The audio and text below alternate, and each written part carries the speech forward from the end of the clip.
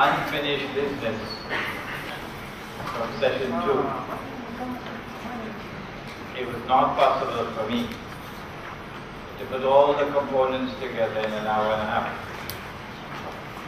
So without your permission, I decided to take out a certain part of it and relocate it into session 3. And I hope that you would approve of my decision. Wound them. Will wound people. The context is clearly in favor of the second reading rather than the first. Number 6, that the sun would rise from the west.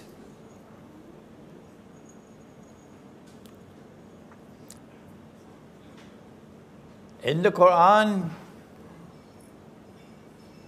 Ibrahim alayhi salam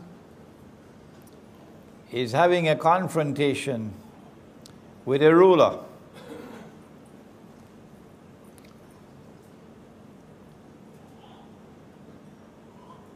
And the ruler says, "Why should I worship your Lord?"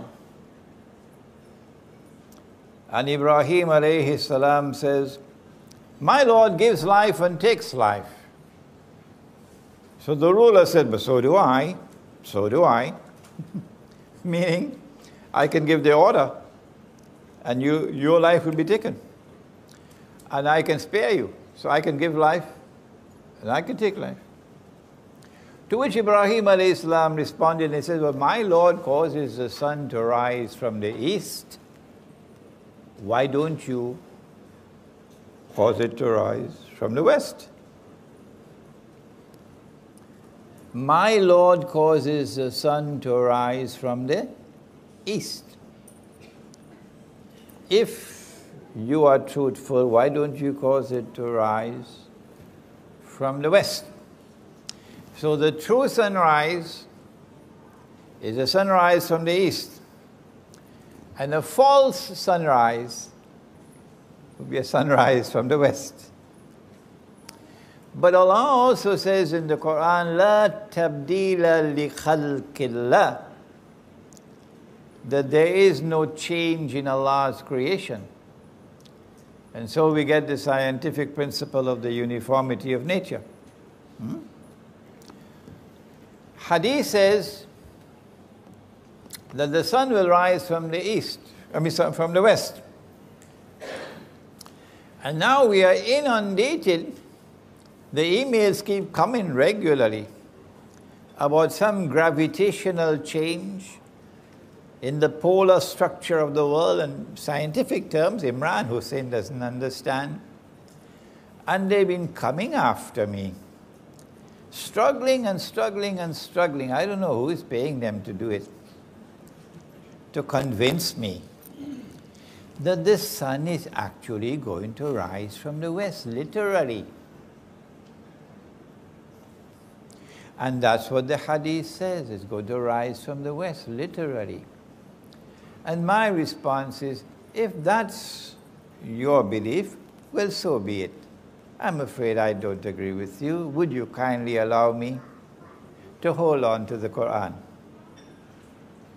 The Quran tells me, and my eyes also tell me, that the sun rises from the east. And the Quran tells me that Allah's creation does not change. No. Except that there will come a day when this entire material universe is going to be subjected to something called tabdeel. And it will be transformed into something which will be غَيْرَ الْأَرْضِ وَالسَّمَوَاتِ. So I'm not talking about that event, when the earth is going to pitch out of its bosom all of its burdens, and the earth is going to speak on that day. We're talking about previous to that event.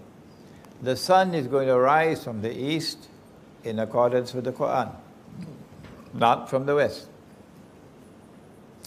And so I understand it to be symbolic language. not to be literally understood. But you don't have to accept my view. No. However, it'll be so nice of you if you respect me. Respect me to allow me to hold the view I want to hold, and don't push it down my throat. I don't do that to you, do I? So you don't do it to me. So number 6, that the sun would rise from the west. And I understand that to be that the world is going to experience what is in fact a false sunrise. A new world order coming into being, which will be exactly opposite the one that Allah created. Exactly opposite in everything to what Allah has ordained. And I say that world has already come into being. Yes. It's modern Western civilization, which today has taken control of the world. But you don't have to accept my view, and let's not argue over it. Number 7, 8, and 9. 3 khusuf, plural of khas. 3 earthquakes. But these are not just earthquakes. These are movements of the earth which will cause a sinking of the earth. And the earth will swallow what it swallows. 1 in the east, 1 in the west, and the 3rd one in Arabia. And number 10, that a fire will come out of Yemen. We have anyone from Yemen? No one from Yemen? Okay. A fire will come out of Yemen and will drive people to their place of assembly, of hashar, for judgment. These are the 10 known as the major signs. And in these 10 major signs you find major actors of Akhiru Zaman and major events of Akhiru Zaman. We want to focus now for a while on Gog and Magog. Why? وَحَرَامٌ عَلَى قَرْيَةٍ أَهْلَكْنَاهَا أَنَّهُمْ لَا يَرْجِعُونَ حَتَّى إِذَا فُتِحَتْ يَأْجُوجُ وَمَأْجُوجُ وَهُمْ مِنْ كُلِّ حَدَبٍ يَنْسِلُونَ Suratul, come on somebody, help me. Anbiya, Suratul Anbiya, Surah number 21. Allah speaks of a town which He has destroyed. The people of the town have been exiled, sent out, and He's placed a ban on them. They could never return to reclaim that town as their own. Until Gog and Magog have been released, Futihat, open. And they spread out in all directions, or they come down from every height. Using our methodology, and this is the book in which I have done it, the Islamic view of Gog and Magog in the modern world, and my wife has just informed me that we're running out of some copies, but never mind, give your name, and we'll try to get the books to you, inshallah, if we run out of copies.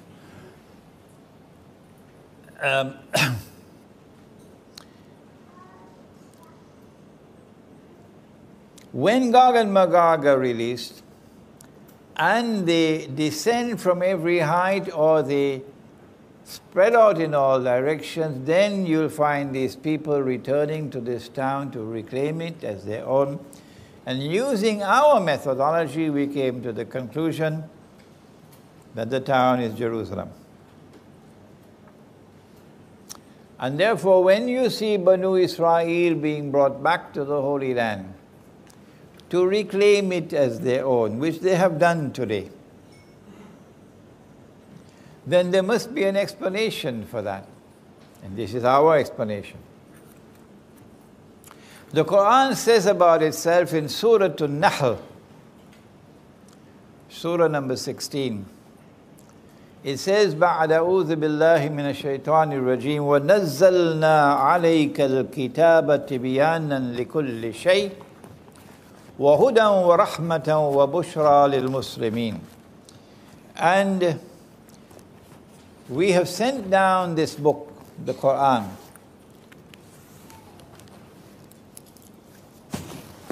with an explanation in it for all things. تبيانا لكل شيء. This is a book which explains all things. It doesn't tell you how to fry fish,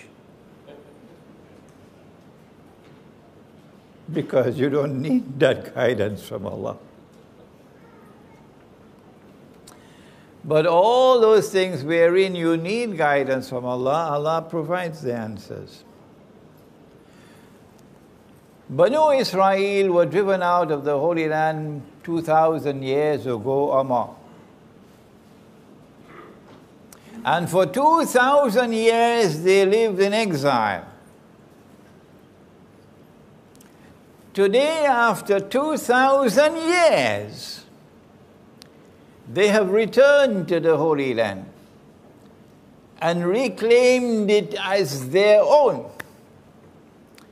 And today I ask, as I have asked again and again the scholars of Islam, I even mention, I don't normally call people by their names, but I even mentioned the name of Dr. Yusuf Qaradawi in a public lecture to send a message. Please, is this happening by accident? Is it by accident that they have returned to the Holy Land after 2,000 years to reclaim the Holy Land as their own? Is it by accident that they have restored a state of Israel in the Holy Land? Are these things happening by accident? Or is there an explanation? And if there is an explanation, tell us what it is. But they won't answer me. They won't answer. And so when you see Banu Israel being brought back to the Holy Land, it is these two ayat of Surah Al-Anbiya which explain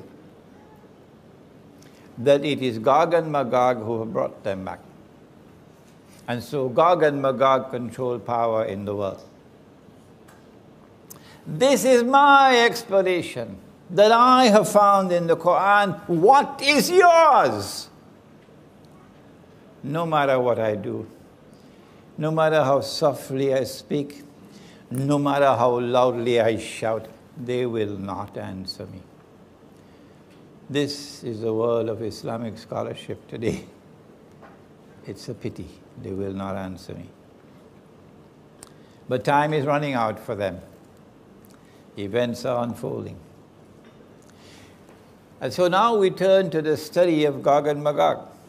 And we don't have time today to do an exhaustive study, but we turn to Surah Al-Kahf of the Quran.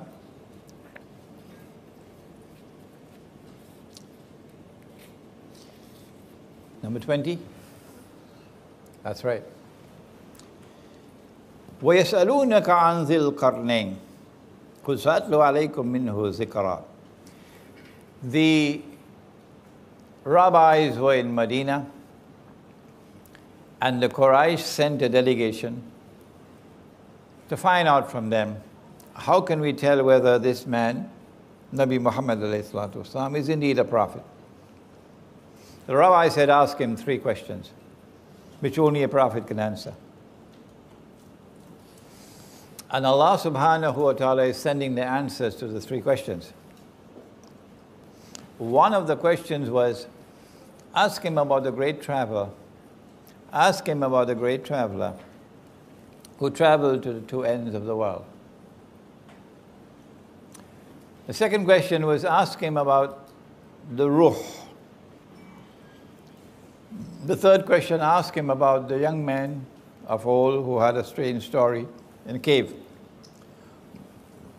In answering the questions, Allah subhanahu wa ta'ala repeats the question and then gives the answer. And so you see how it begins. وَيَسْأَلُونَكَ عَنْ ذِي الْقَرْنَيْنِ. Question 2. وَيَسْأَلُونَكَ عَنِ الرُّوحِ. And they question thee about the ruh, the soul. But question 3, no repetition of the question. وَيَسْأَلُونَكَ عَنْ. No. Why not? Everything that happens in the Quran happens for a particular purpose. And for those who are observant and who think and ponder, there are lessons to be learned. So with question 1, ask him about the great traveler who traveled to the two ends of the earth. And we are told that this traveler is called Zulqarnain, the one who possesses 2 qarns. And qarn can mean a horn, so qarnain will be 2 horns. And qarn could also be an age or an epoch, a time. So qarnain will be 2 ages. So this is a man who is either of 2 horns or impacts upon 2 ages.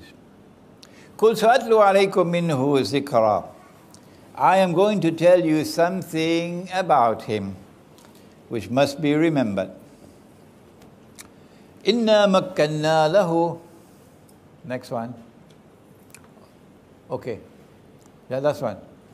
إِنَّا مَكَّنَّا لَهُ فِي الْأَرْضِ وَآتَيْنَاهُ مِنْ كُلِّ شَيْءٍ سَبَبًا. Behold, we established him on earth securely with the power and with the means, with the capacity and the knowledge and the right means to achieve anything that he might set out to achieve. And so surely a superpower, not an ordinary power, a superpower. فَأَتْبَعَ سَبَبًا. And so he chose the right means now to do what he wanted to do. Verse number 85. No, back to 85.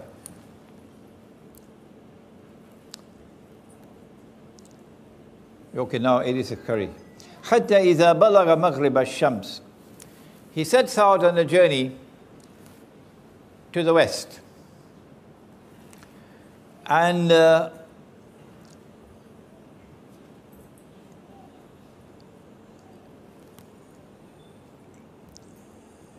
he reaches a place where the sun is setting.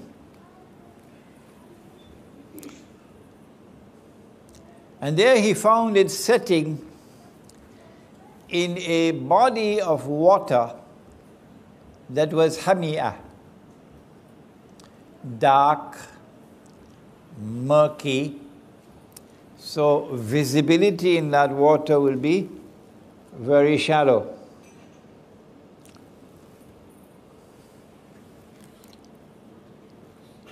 And there he came across a people. And then Allah subhanahu wa ta'ala now wants to teach a lesson. Zulqarnain possesses power to do whatever he wants to do. But Zulqarnain also has faith in Allah. When power rests on the foundations of faith, how will power be used? So Allah subhanahu wa ta'ala says to Zulqarnain,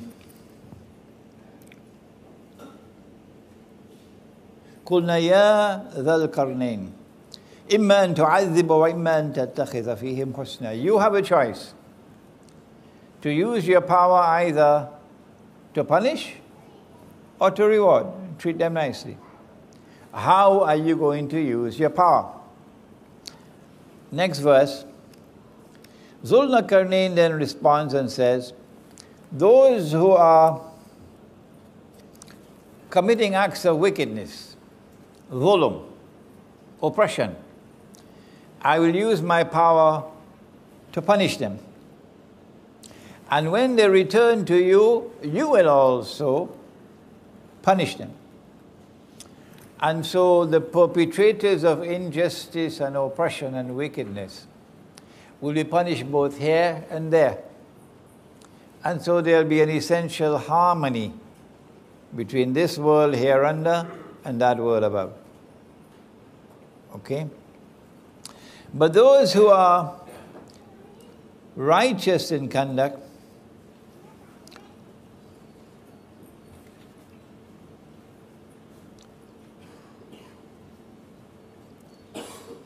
I'm going to treat them well and reward them and only give them that which is easy for them to fulfill. And so when power rests on the foundations of faith, power will be used to punish the oppressor, and power will be used to support and to help and to reward those who have faith and who are righteous in conduct. That is what the world could have been if we had followed the Quran. That is what the world could be like if you follow the Quran. Is it possible for us to identify that body of water? If we can, we'll be on the way to locating the geographical location of the area in which we're talking about. We're going to do that in a moment, inshallah. Then Zulkarnain set off on the second journey now. And he's going to the rising of the sun. And when he had traveled to the distance that he could travel, the Quran does not tell us how far it was, he came upon a people, لَمْ نَجْعَلْ مِن دُونِهَا سِتْرًا, a people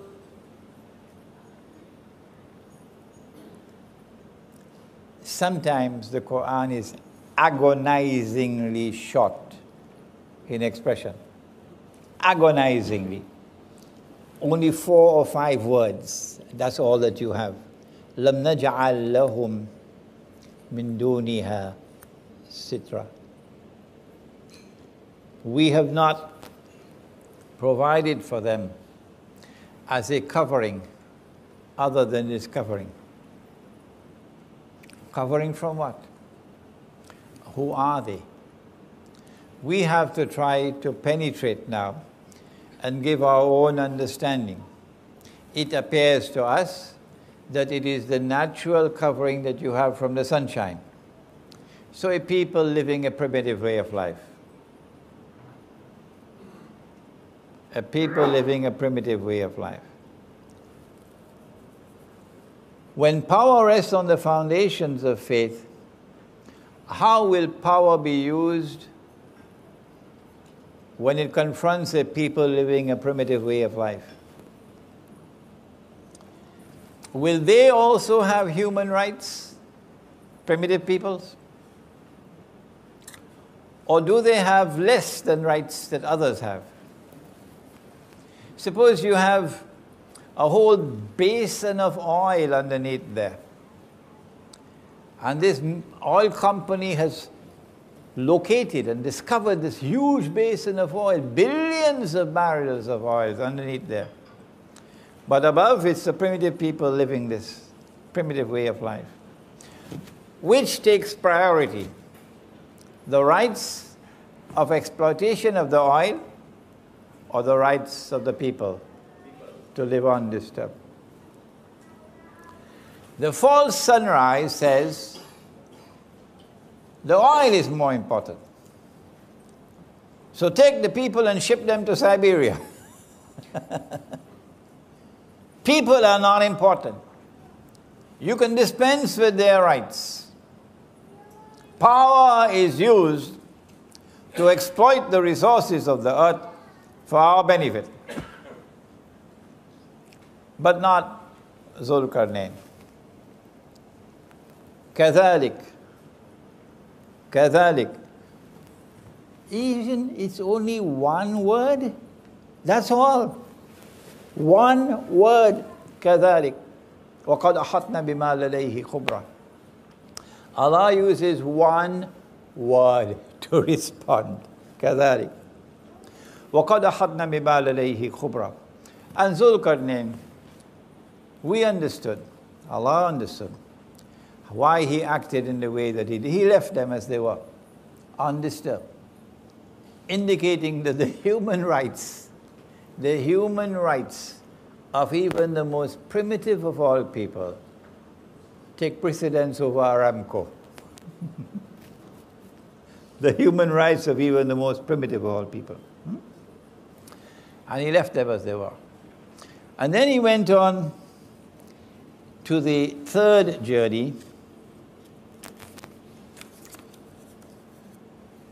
which is verse number 92.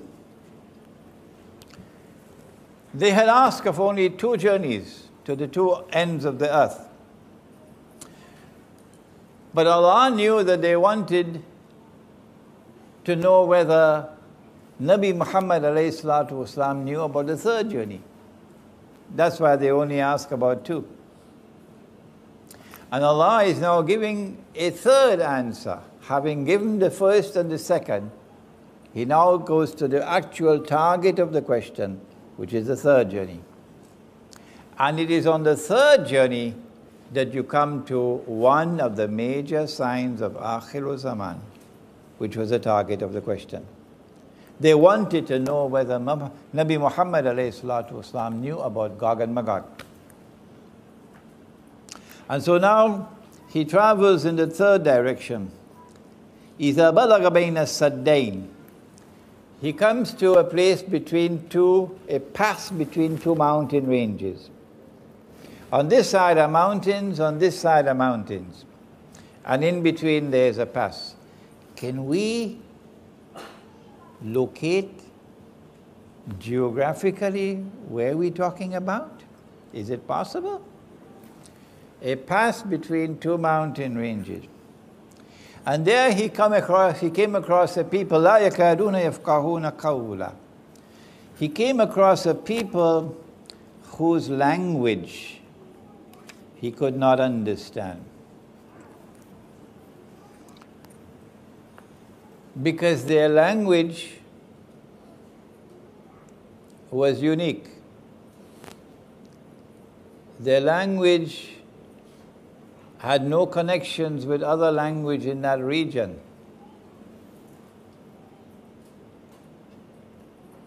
It was a language which was not connected with all the other languages in that region.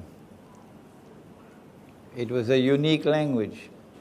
We're getting clues along the way, important clues for locating. When they had learned to communicate with each other, then these people spoke to Zulkarnain and said to him, Ya Zulkarnain, O Zulkarnain, inna Ya'juj wa Ma'juj mufsiduna fil ard. Gog and Magog are committing acts of fasad in our territory. There are many sins that we can commit, but only some of them are called crimes. A sin, you punished up there, but a crime, you punish here as well. And amongst the crimes, amongst the criminal acts that we can commit, there are gradations of punishment. Like if you steal, cut off your hand. But the punishment that is severest of all is the punishment for fasad. It is not only that which corrupts, but also destroys. So societies can collapse. Societies can be destroyed because of fasad, not just individuals or families. And fasad comes in many different forms. For example, Sodom and Gomorrah and their homosexuality. That's fasad. The corruption of agriculture, that's fasad. Many different kinds of fasad described in the Quran. And a good student will want to do some research and write a paper on fasad in the Quran. So Gog and Magog have PhDs in fasad. And so the punishment is the most terrible of all. At the lowest level of punishment is banishment. But at the highest level of punishment, it is cut off the hands and feet on opposite sides and crucify them until death. That's the worst punishment in the Quran. And this is what Gog and Magog do. But in the hadith, Allah speaks about Gog and Magog and He says, I have created creatures of mind so powerful, Sahih Muslim, that none but I can destroy them. So they have almost an indestructible power. And they use their power exactly opposite to Zulqarnain. He uses his power to punish the oppressor. But they use their power to oppress. He uses his power to reward those who are righteous in conduct and treat them nicely. They use their power to wage war on the believers. He uses his power in such a way that shows respect for human rights. Even the human rights of the Aborigines of Australia, the human rights of the American Indian tribes who loved the earth and respected the sky and the rivers and the sea and the trees and the birds far more than the American people would ever do. How do you treat these people? He respected their human rights and left them as they were, but not Gog and Magog. Today the American Indians and the Canadian Indians are in prison, and they're drinking alcohol, and they're wearing blue jeans and eating McDonald's hamburgers. That's where they are today, from what they were before. O Zulqarnain, can you help us? You have the power. Can you build a barrier to protect us from these people?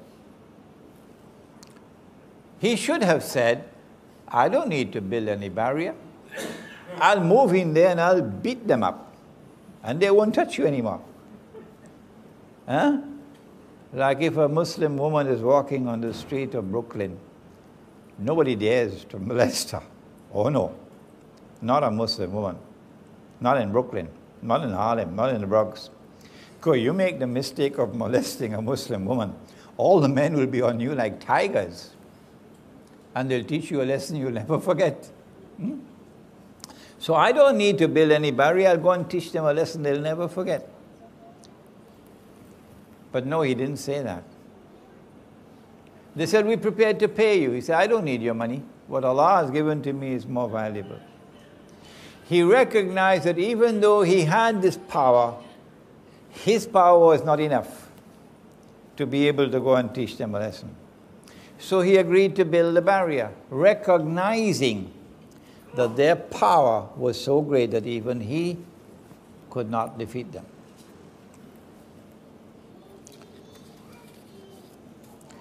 What I need from you is your labor. Help me with your manpower. And I'm going to build a barrier between you. Now, number 96, verse number 96. Bring me blocks of iron. And so that has to be a geographical location where there's iron ore. It has to be a geographical location where there are mountain ranges and a pass between the mountain ranges. It has to be a geographical location where on the left you have a body of water which is so dark and murky that visibility is very shallow, okay? And it has to be an area where there are large deposits of iron ore. Bring me blocks of iron. And after he had covered the pass with blocks of iron, he said, build a furnace, blow with your bellows, and now bring me molten copper. So he poured the molten copper, and the engineers, we have an engineer here, tells me that this is to prevent rust. And after he had built the barrier and covered it, the Quran speaks, it changes from the word saddain to use another word, sadafain. Where is it? In verse number 95. آتوني زبر الحديد حتى إذا ساوى بين الصدفين. Previously the word used was saddain, but now the word used is sadafain. Saddain is two barriers, two mountain ranges, but sadafain is something else. It is like the two sides of a shell. We're going to have some pictures just now. The two sides of a shell. You've been to the seashore. When you open a shell like this, it'll be joined at the bottom, but open at the top. That's the shape of the pass between the mountains. Join at the bottom, open at the top. So when he had blocked off this space, this sadafain, now the molten copper is put on it, and then he says, هذا رحمة من ربي. Oh, Gog and Magog could neither scale the barrier nor could they penetrate it, so they are now trapped behind the barrier. And so Zulkarnain now says, هذا رحمة من ربي. This barrier is constructed in consequence of Allah's kindness and grace. فَإِذَا جَاءَ وَعْدُ رَبِّي. But when that time comes of which my Lord has warned, إِذَا فُتِحَتْ, they will not return to reclaim the town as their own until إِذَا فُتِحَتْ, until Gog and Magog are released. When that time comes for Gog and Magog to be released, so that Banu Israel are to be brought back to the Holy Land, جِئْنَا بِكُمْ لَفِيفًا, brought back as a motley crowd. At that time, جَعَلَهُ دَكَّا, Allah is going to bring down this barrier and it become dust.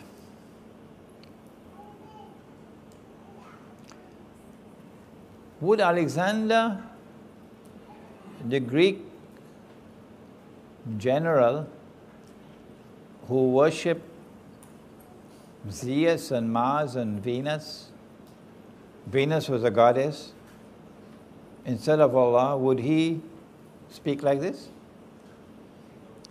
And yet you have so many people saying Zulkarnain was Alexander, or Zulkarnain was some Zoroastrian who was an emperor of Persia.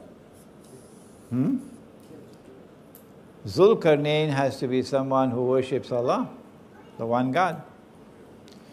When that time comes of which my Lord has warned, He's going to cause this barrier to collapse, to become ruins. And then at that time, وَتَرَكْنَا بَعْدَهُمْ يَوْمَئِذٍ يَمُوجُ فِي بَعْضٍ. Allah will then cause Gog and Magog, it seems, to surge against each other like waves, crashing against each other. Or Allah will cause mankind to enter into an age of universal anarchy, with people surging against each other, clashing with each other all over the earth. وَتَرَكْنَا بَعْدَهُمْ يَوْمَئِذٍ يَمُوجُ فِي بَعْضٍ. And when you see these things happening on the face of the earth, you know the trumpet is coming. وَنُفِخَ فِي السُّورِ فَجَمَعْنَاهُمْ جَمْعًا وَعَرَضْنَا جَهَنَّمَ يَوْمَئِذٍ لِلْكَافِرِينَ عَرْضًا. And on that day we shall place hell for all to see. In other words, this world is going to become a living hell before the eyes of those who deny the truth. الذين كانت أعينهم في غطاء عن ذكري وكانوا لا يستطيعون السمع. They are those whose eyes have been veiled against any remembrance of Allah. They could not bear to listen to the voice of truth. And then finally, this verse has to be included in the passage. أَفَحَسِبَ الَّذِينَ كَفَرُوا أَن يَتَّخِذُوا عِبَادِي مِن دُونِي أَوْلِيَاءَ إِنَّا أَعْتَدْنَا جَهَنَّمَ لِلْكَافِرِينَ نُزُلًا. Do they who reject the truth, do they perchance believe that they would succeed in embracing my true servants who worship me to become their awliya, their friends and their allies, while excluding me? And thus to trap them in the world which would become a living hell. Verily we have readied hell, Jahannam, to welcome all those who deny the truth. This is the passage of the Quran that introduces the subject of Gog and Magog. Now let's turn to the pictures and see whether we can locate. We have a number of pictures for you. I'm going to have to stand up now.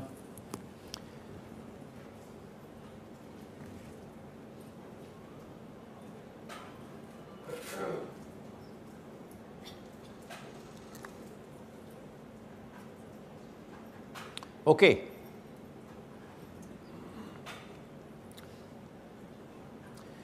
This is the Caucasus Mountains here, the white being the snow. And on the left side there is a body of water which is so dark and so murky with so much algae in it that it has been given a name. And that name has been there with it for many, many, many years, even the time of Ibn Kathir. It's called the Black Sea. It's called the Black Sea. Why? Because it is so dark. If you go to the Mediterranean Sea and you're on a ship, you can see several meters underneath the water. But if you go to the Black Sea, you'd hardly be able to see more than 1 meter underneath the water. Ibn Kathir recognizes this to be the sea mentioned in the Quran as Hamiyah. On this side of the Black Sea is the Caspian Sea. And in between the Caspian and the Black Sea is this body of land. So we say that Zulkarnain is traveling in that direction to the west, and then in this direction to the east. Right, good. Bismillah. Next one.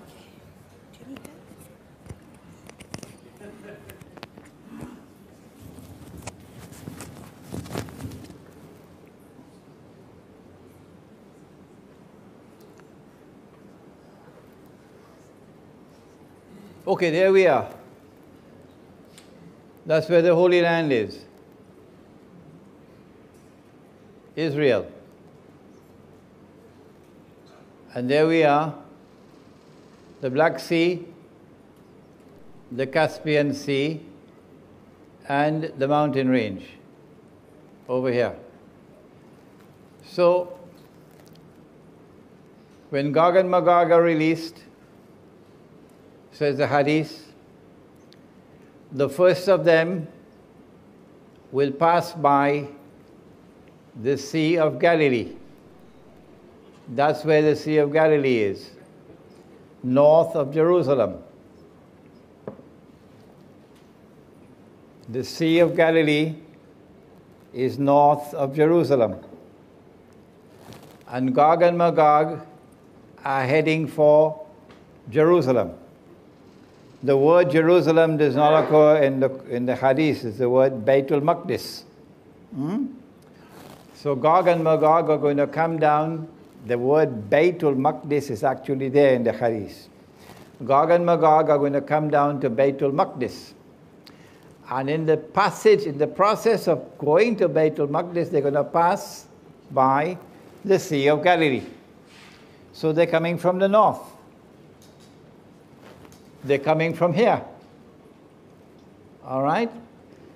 So Zulkarnain travels this way and then this way. And in between is the passage. See if you can find that. The passageway between. Here we are.